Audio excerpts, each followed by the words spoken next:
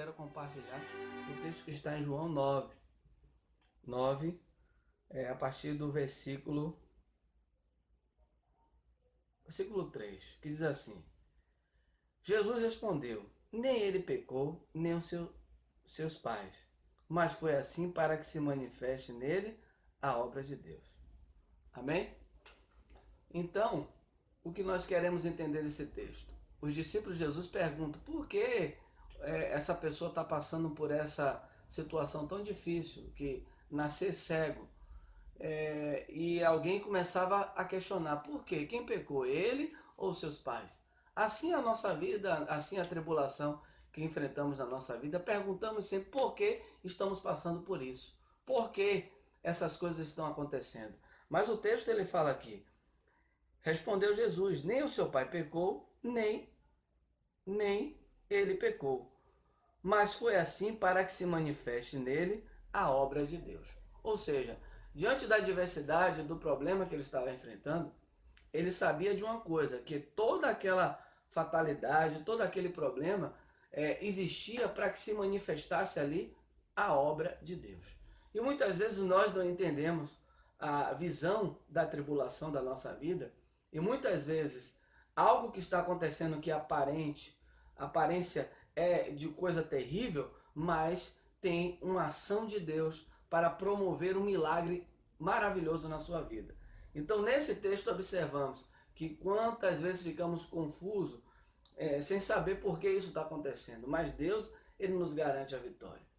Eu quero compartilhar também alguns pontos que nós já tratamos ontem sobre a tribulação em Romanos 5, que fala justificado, pois mediante a fé temos paz com Deus, mas não somente isso, glorificamos a Deus em meio à tribulação, porque a tribulação produz a perseverança, a experiência e a esperança, né? São a ação que Deus se manifesta.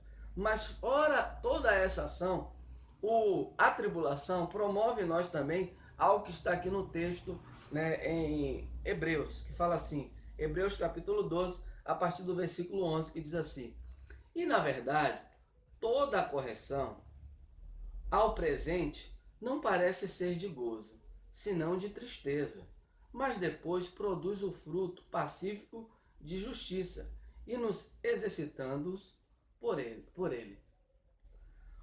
Portanto, tornai a levantar as mãos cansadas e os joelhos desconjuntados.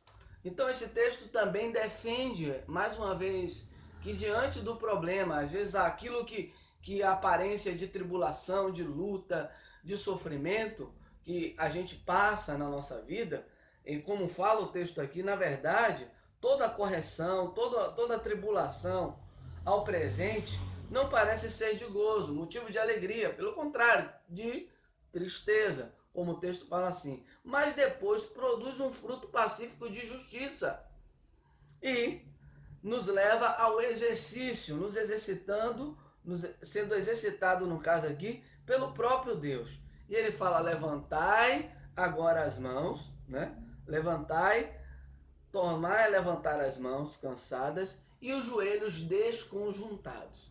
Diante de uma tribulação, diante de uma luta, diante de uma batalha, não é inegável a existência do cansaço, do esforço, da dor em que passamos. Mas nós precisamos perseverar. É na perseverança que desfrutamos lá na frente do milagre de Deus.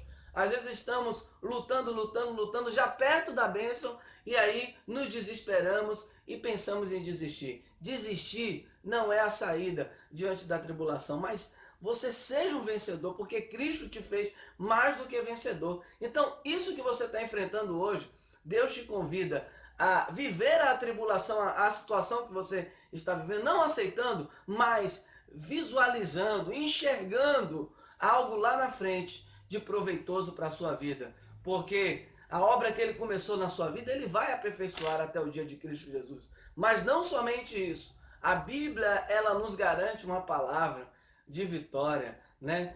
E você tem que tomar posse dessa palavra de vitória, né? Então todas as coisas cooperam para o bem daqueles que amam a Deus e daqueles que são chamados segundo o seu decreto.